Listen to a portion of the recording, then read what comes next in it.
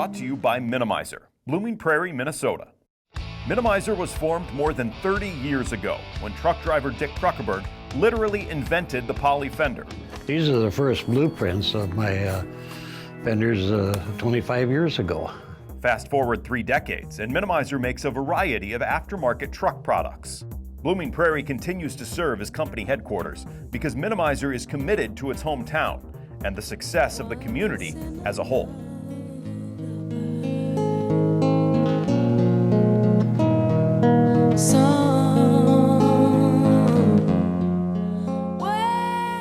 We're here with the Where's Mark segment today in the basement of Terri Grose. And am I saying that correctly, Terri? Yes, you are, Mark. Okay. And her caregiver of what, 41 years? You've been together 41 years? Not that long. Oh. Not that old. Okay. I was going to say. So how long have you been with Terri? 22 years. 22 years. And you have become the caregiver here. And your name is Jody. Correct. And you are a saint. Caregivers, like we've talked about before, are the unsung heroes. And when everybody, is concerned as serious as it is, sometimes the caregivers kind of get left behind. But I applaud you and thank you for what you're doing here. And now we turn our sights on to Terri. And Terri, kind of give me a little background of how you came to Owatonna. Well, actually, I was born and raised in Owatonna, so I grew up right here in Owatonna. Local girl does good. The local girl did. Went away to college. That was pretty much it. I did an internship in Rochester, Minnesota. After I student taught, they were looking for some people to intern, so I did an internship in Rochester for 6 months teaching, and then I got a position here in Owatonna, and I've been here ever since. What college did you go to, Terri? I went to the University of Wisconsin-La Crosse. Oh, okay. Well, I'm a rival there too, because I'm from University of Wisconsin-Eau Claire. Yep, you would be a rival. So what year did you graduate? I graduated from college in '79. So by next year, we're going to have you in shape that you're going to be running this thing with us. Okay, I will try. More or less, I'll probably be walking, but it's a good goal. Yes, yes. So your goal is to actually walk this next year. Next year, yep. All right. Now, on to kind of the seriousness of this whole thing. You're one of the featured families, featured people in this From the Heart this year. A great organization that actually brings to light some of the families that are in the struggles. How has From the Heart helped you? First of all, they're an inspiration. They are just a wonderful group of people. I was honored that I was selected and chosen as one of the recipients from the Heart. We went to a supper, I think, back in February. Sure. And we met the committee, or most of them that were there, and we met the other recipients. It was just unbelievable as they went through and they told all what they did for the committee and the community. It was just, it's an honor to think that the community is backing you and helping you, and picked, as I said, being chosen as one of the recipients, just speechless. Yeah. And this year it's going to be quite emotional, as we've got people from last year and the years before. This is the 9th year. But we've got some people that are coming back that have lost loved ones. And so this year, one of my statements that I made to Nick Larson was, how about one of you stand up and be a champion and come through on the other side? We really need someone to fight and to get through to be the championship story of this year. And Nick said, how about 4? So how about 4, Terri? Getting you guys all through your treatment and healed and on with your lives. How has it changed you? Oh my, a lot. I mean, you never would think that this journey would do so much for you. You learn a lot of patience. You learn a lot of understanding, the caring, and you just take one day at a time. And you take life for granted, and you got to quit doing that and just live each day. And like you said, those 4 people, including myself, we make it, and we will. Just being positive and being strong. And the other thing is all the support. I've had so much support in the community, and I teach, and I have parents and students and staff praying every day. Yes. Every day. Now, how did you come to take that job in St. Mary's? Well, there was a job opening, and being from Owatonna, so I applied, and I was selected as their Phi Ed teacher. So 37 years. Yep. This year that I've been at St. Mary's. And what's been your biggest challenge teaching Phi Ed here in Owatonna? You know, I think the biggest challenge, and it's not really teaching the Phi Ed part of it. I mean, because you're always going to do the running and the endurance and flexibility and sports and all that. I think the students change. And then you got to change how you teach. So it's really not changing the Phi Ed program. It's pretty much changing you as a teacher and how are you going to get the material to them. And challenging, some students are challenging, some are difficult. Sure. And teaching has changed a lot since when you first started. When I first started, I started as a teacher in Columbia Heights, coming out of Eau Claire. Teaching has totally changed. The students have totally changed. Technology has totally changed. I'm from the old school where they didn't teach computer classes. They didn't have computers when I was in college. So how did you grow with the technology? That's a really good question, Mark, because I struggle with that. Because, as you said, we didn't have computers in college. I mean, it's all pencil and paper and... Typewriting classes. Yeah. A lot of classes. I've taken a lot of classes, and thank heavens I have a lot of staff that are very good friends of mine that will help me and teach me the technology part, which is huge because, like you said, technology is big, and if I had to say one of my list of things, that's probably one of the things that I lack a little bit in, just being a little bit older and not having children of my own that can say, hey, let me show you this. I don't have that. So I have to thank my teaching colleagues that have helped me out immensely. Sure. Take me back, Terri, to that day when you found out. Boy, I can remember it like it was yesterday. It was August 19th, and a good friend of mine, ours actually. August 19th this last year, 2016? Yes, 2016, sorry. Okay. So August 19th, 2016, I had seen my family doctor, Diane Wallner, who's actually a really good friend of ours, and she had ordered some tests, and one was an ultrasound, and I went to her office. She called me that morning and said, get here, and so we did the ultrasound, and... Why did you go in? Did you have pains? Yeah, in my abdomen area, I was filling up. I felt like I was probably like 8 months pregnant. I mean, I stuck out, and I couldn't eat very much, and I couldn't turn very much, and we used to walk every day, and it got to be, I'd walk, my stomach would hurt, and so, as I said, Diane being a friend of ours, I got a hold of her, and she came over, and we thought maybe it was gallbladder. So that's why the ultrasound. Well, when she called me into her office, she's like, this is serious. And I looked at her, and she looked at me, and she was not smiling. So I went for blood work, and then I went for a CT scan, and she called me that later afternoon. Actually, she called you first. Because she didn't know how to tell me that I was diagnosed with cancer. Okay, Jody, I'm going to switch to you for a second here. You got the call. I did get the call. Oh my gosh. Lay it right on your shoulders. Yeah, I was at work. We were working overtime that day. And I was going to text Terri to let her know that I was leaving an hour earlier. I was going to leave at 3:30 instead of 4:30, and I saw that Di had called my cell phone, and she doesn't just call me out of the blue for anything. So I called her back, and that's when she told me that Terri had ovarian cancer. How did she tell you? Through tears. Yeah. Through her tears. Yeah. And she just said, I said, well, what is it? And she says, it's bad. And I said, how bad? She said, the worst.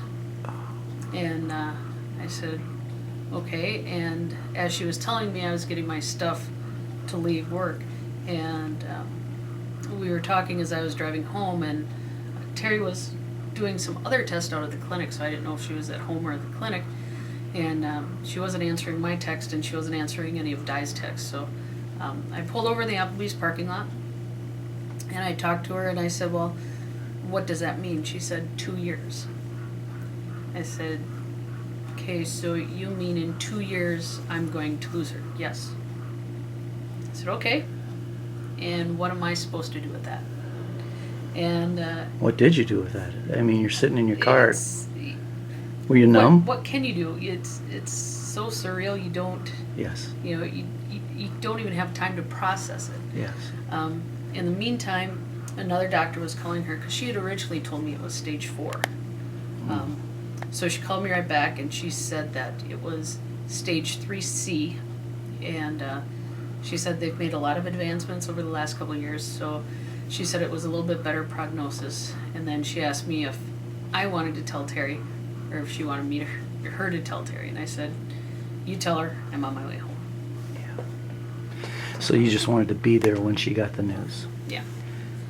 Brilliant. That's probably the best course of action. Very smart lady, Jody. Okay, so Jody comes home and tells you. So then Diane called me and she goes, "Oh, I have your results back." And I said, "Yeah." And she goes, "You have cancer." No. I said, "No." She goes, "You have ovarian cancer." I said, "No." She goes, "You do." And we both were crying. No. And I said, "Di, I don't want to die." I can remember that to this day. And we're both bawling. I said, "I don't want to die." She goes, "You're not going to." And that was pretty much it. Jody then came in the doorway and I looked at her and I said, "I have cancer." She goes, "I know." And that was the end of Di and mine. She goes, "I'll call you back later tonight." Di said that. And then Jody and I proceeded to talk about I had cancer and, what were our next steps. Yeah. That had to be probably one of the most intimate conversations you probably have had with each other. Mm-hmm. And that had to be one of the hardest. Obviously, there's probably boxes of Kleenex that were involved in that. And so, Terri, what were you most afraid of when that happened? I guess not knowing what stage of cancer I had, and was it treatable or not treatable. And with my family, after my mom passed away, my mom was the glue of our family. I have 5 sisters. And I thought, oh my, if I pass away, who's going to be the glue? Who's going to hold this family together? So I think the fear of maybe not making it, passing away from cancer, because you hear the word cancer and you fear the worst. Mm-hmm. So pretty much it's the fear of not being able to finish, not being able to complete what maybe God called you to do in this life. And that's got to be weighing heavily on you also. So from that point, when you found out, how quickly did they start to act? Well, thank heavens that, like I said, we know Diane Wallner was a good friend of ours, and she immediately, I think she had talked to one of her gynecologists, and he kind of took it over and got a hold of the doctor over in Rochester, who ended up being his teacher. And so she called me Friday night, the same night I was diagnosed. She goes, "Okay, here it is. You will meet with Dr. Wilson on Friday." So it was a matter of a week from being diagnosed to seeing the surgeon that was going to do surgery on me. It was a turnaround a week. And then she goes, "You will have surgery on Monday, the 29th of August. Either way, you're going to have surgery." So it was very quick, and I was thankful for that, because you hear people have got to wait a month or weeks, and it's like, okay, let's get in there, let's get it done, let's see if we can stop this from growing, and and live a healthy life. It's kind of awesome, Terri, is the fact is that you're loved by so many people that when this happened, people said, this is not going to happen on my watch, and everybody banded together for you. When they took you in for surgery finally, what did they tell you they were going to remove? Well, when I went in, when we met with Dr. Wilson on Friday, he kind of explained that he was going to do the surgery, and if he couldn't get 99.9% of the cancer, then he would sew me up, and I would go through chemo and then do the surgery. I knew that I was going to have the female organs all removed. I don't think he mentioned anything else about other organs, just basically like a hysterectomy, basically. Yeah, he was basically just concerned with getting whatever tumors were in there out. So regardless of where they were. He did tell me that one of my tumors were the size of a softball. The ovaries. The ovaries, correct. Oh. And they're really supposed to be the size of a peanut M&M. Mm-hmm. So I had pretty big tumors. So the tumors were inside the ovaries. Yes. So they did a complete DNC on you at that point, probably. Yep. Is there anything else that they removed? And when they got Yes. in there, what did they find? So I'm going to let Jody, because it is a list. In fact, thank heavens, my sisters were there when I was having surgery, and your mom and your sister and your family.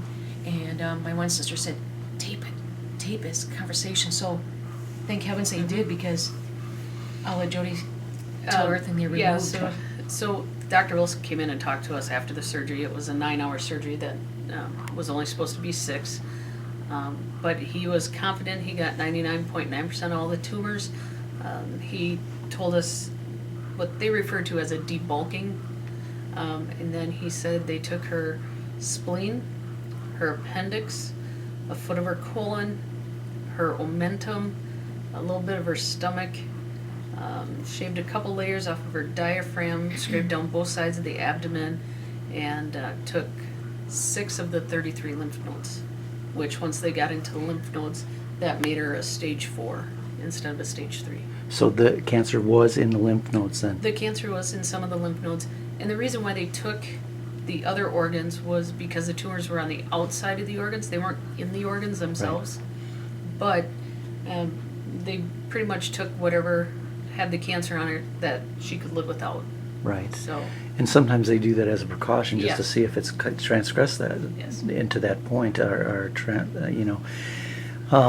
that's got to be a rough thing. But doctors today are really careful with that and really want to get a wide swath on things like this. So when they did finish the surgery, what was the prognostication at that point? well, like I said, he was pretty confident he got 99.9% of the tumors. Then he wanted her to heal for about 4 weeks before starting chemo. He said the surgery was a success, and he felt pretty confident he got most of the cancer out. He said anything that was left was immeasurable, less than a millimeter. So that surgery was done in September then? That Correct? surgery was done on August 29th. Okay, so at the end of August? Yep. And then she had to wait 4 weeks Yep. and then start the chemo. Yep. And that's what happened. Okay, there was something that I had read about your blood not clotting. Was that during the surgery? Yes, so after I got back to the room, I remember in the recovery room, the lady told me, well, you're going to be going to ICU. And I'm like, no. I said, my whole family's waiting on 5th floor. No, you're going to be going to ICU. And so when they wheeled me up there and got me in there, the nurses are like, wow, you look really good. I'm thinking, what am I supposed to look like? And so after a course of a few hours, and things started turning a little bit for the worst, and I could feel myself filling up again like before. When I was diagnosed, I could feel my stomach getting a little bit bigger, and Jody goes, is it hard for you to breathe? And I said, no, I'm okay. And as it went on a little bit more, I finally admitted, I said, it's getting hard to breathe. And that honestly is the last thing I remember. They intubated me, and so Jody's got to kind of take over. They almost lost me. I almost didn't make it. So she went into what they call a DIC. It was about 5 hours after she got out of surgery, and they were hauling up, and it was coolers full of blood product to transfuse into her. She got about 22 units of blood product between 10:30 at night and 4 o'clock in the morning. Oh my! Where was it? Where was the blood going? Was it just basically draining? It was pooling in her abdomen. Oh, okay. And at one point in time, I had to sign off so that they could drain the fluid that was going up around her lungs and making it hard for her to breathe. They did. They drained her abdomen area and around her lungs a couple different times throughout those first couple days. But Sure. yes, there was 6-8 people in there between nurses, doctors, the blood team, and of course nobody really exactly said what was going on. But Do they ever? no, and it's probably a good thing they did. Yeah. It's probably a good thing they did. I can remember Nick telling me. My mom told me this too. She said once she got cancer, she forced herself to stay off the internet Yeah. because of all the horrible things that are going on. And those of you that are watching this, we're painting an accurate picture of what somebody going through this cancer is going through. But the end result, and you have to keep this in mind in watching this video, is that Terri is sitting here today. She's recovered from that. She is, for all intents and purposes, on the mend, and she's living a semi-normal life right now, heading towards the goal of even walking in the from the heart next year. So those of you that are watching, don't get scared by the procedures. Be encouraged by the outcome. When you came to in the hospital, what did they tell you? They pretty much, I remember parts of it. I remember they called Dr. Wilson in, the surgeon. I remember him standing at the bottom of the foot of my bed. And I remember the guy in the white coat, and he was another doctor. He was the ICU, I think, Dr. Klein. surgeon. And they were kind of going back and forth. And Dr. Wilson would say, no, there's nothing. We just think it's the blood not pooling. Got to give it time. And it was just kind of like up in the air. So when I came to, it's kind of like, okay, I guess they didn't do surgery again. And I didn't really start gaining awareness that anybody was around until probably about 4 or 5 o'clock the next day. In fact, Diane Wallner, who's a good friend of ours, it was her day off, and I looked over and she was there, and I'm like, what are you doing here? She goes, I've been here all morning for support with Jody. And I said, you're supposed to be at the state fair. And she goes, no, you're a little bit more important than the state fair. So they had told me what they all had done. They actually had a whiteboard where they marked all the units of blood that they were giving me. So they explained what I had gone through, and then they had to pull out all my tubes from my breathing tubes. And then I was, I want to say, normal again. Sure. And you've had the rounds of chemo now. And where are you standing today as far as your prognosis? I had my last chemo February 9th, and then I saw my oncologist February 15th, and I had to do a CT scan and blood work, and they do the CT just so they can keep following and making sure. And she goes, you're cancer-free, and I think I asked her 3 times, what did you say? It probably was 3 times. And she goes, you're cancer-free. However, I'm like, oh no, here it comes. I have a procedure for you. And I'm like, a procedure? She goes, on the CT scan, we see a big pool of fluid. She goes, you almost look like you're pregnant. The outline of, and our team can't figure out why you're not in more discomfort. And I'm like, okay. I said, well, I did start kind of filling up, and I was going to ask you about that. So I had a membrane that sealed a bunch of fluid. So what they did the next day, February 16th, I had to go in, and they actually had to put a drain in my abdomen, and then so it drains the fluid away. So I still have that. They put a port in? Is it a It's basically it's a catheter. Yeah. Okay. Yeah. It's a catheter. So did you feel better right away after they drained that off? Yes, because they had drained, I think the day that they put it in, what did I tell you, like 5 pounds?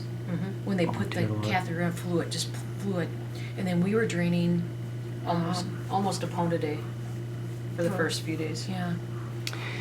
We talked a little bit, Terry, before you came on camera about how when something like this happens, you throw all agendas out the window, all schedules. You're going through the summer, you're expecting to come back and teach again in the fall. How did your school, how did St. Mary's and the kids and everybody react?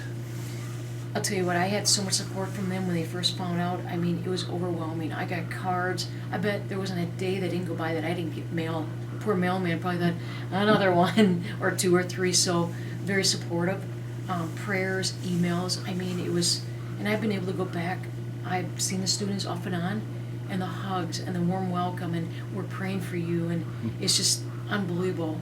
Without them, truly, I don't think I'd be where I'm at. And not just the students and the staff and the parents, the whole community.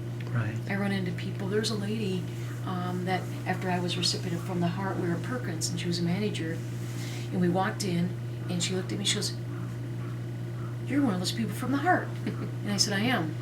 And she goes, wow. She goes, you're an inspiration. And I thought, oh, wow. So, I mean, I don't think there's very many days I go by that somebody doesn't address me or touch me, or somehow I've touched them in some way or another. So it's just unbelievable. Unbelievable. And how do you feel today, Terry? I feel great. I mean, to know that I have the support of those people, and to think that I have touched their lives, and then they have touched my lives. It's just, you sit there and you thank God for that. Yeah. Where do you proceed from there? When's your next test? I actually go Monday, May 8th. I see my oncologist, and then it'll be my true 3-month. So, like I told you, February 9th was my last chemo, and then I saw her, and I was cancer-free. So we are praying and hoping and Yeah. that on Monday we're going to get the same results. Mhm. Now, the life never changes once you've had cancer removed, because it's kind of like you're always looking over your shoulder. And I think if you can get past the looking over your shoulder and going forward instead of looking behind, I think you can be positive and you can walk right out of this thing. What's your secret to being so vibrant? And I mean, yeah, you're a FIAD teacher, so you're all rah rah gung ho, and you know, if you don't do something right, you make them take a lap, and you know, cut from that cloth. And I know what that's like, because I'm cut from that same cloth. So, you know, here you've been an encouragement to all your students that couldn't get up the ropes and couldn't throw the ball and couldn't hit the ball, and you're always there as their encourager. And now, how do you encourage yourself? I think just being positive through this whole journey, ever since I found out, it wasn't like poor me, be on the pity pot, nothing like that. And we didn't, well, why didn't my sister get it, or this sister, or this person, or this person? We were dealt those cards, and those are the cards that we're playing right now. And we have been positive. I don't think we've ever been negative about the whole situation. So I think positive, and they'll tell you too that if you're positive, you're going to go a lot further than if you're not. Yeah. Well, I think that if anybody can beat this, you too can. I've just recently met you, but I can see such a spirit of determination. And if your dogs are if you're anything like your dogs, you're persistent. Yes. They have not stopped barking since No. we've gotten here. No. There's no quit in them. No. And I think that's the same thing with you two. There's just no quit in you. No. And there's just no giving up. Terri, somebody's going to be watching this. I do believe that there's purpose in everything. You know, if you can stand before crisis and find your purpose, it'll change your heart and it'll change your perception. And you stood before this crisis and God gave you a purpose. And why do you think you have to go through this? You know, it's a good question, because when we found out when I was in the hospital the second time in October, we had this oncologist come, and she was with the team, and then she came by herself one day, and she told Jody and I, she goes, I do this, and I do this for a living, and this is my job. And she goes, you went through a DIC, and I said, I did. And she goes, do you know that only 35% of the people make it through that? And then we both looked at each other going, wow. And I'm thinking, you know, I'm here for a reason. God is keeping me here. There's a message.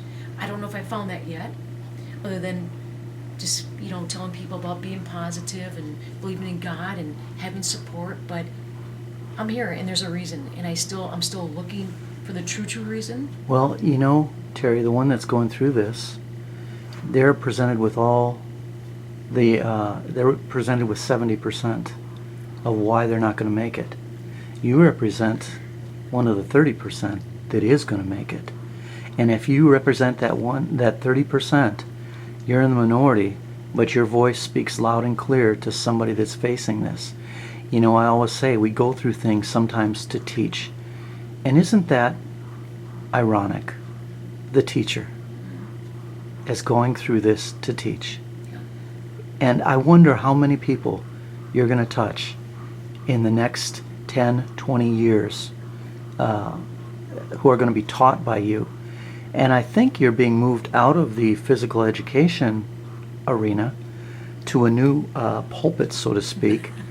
And I believe that you're actually going to be that inspiration to your generation that are facing this monster. And won't it be wonderful? You know, we got to be the generation that read the headlines that said polio was eradicated. I would just love to have us be the generation that gets to read cancer's done.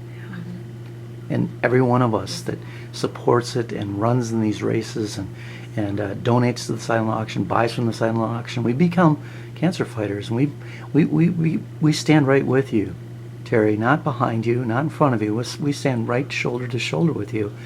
And we can tell you, we're not quitting. You've instilled that in us, those that come in contact with you.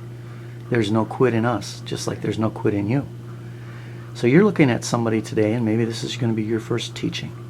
So you're looking at somebody into the camera, and somebody is scared to death. They just came down with a diagnosis. what are you going to tell them? You know, and I was told this too from the doctors. Don't quit living, or don't give up. Just go on like you were never diagnosed with cancer. And we did that. It wasn't like, okay, now I have to do this and this. No. You just keep living your life. If you're going to go on vacation in December and you go there, you plan to go. You don't quit living, and you remain positive, and you believe in your medical team.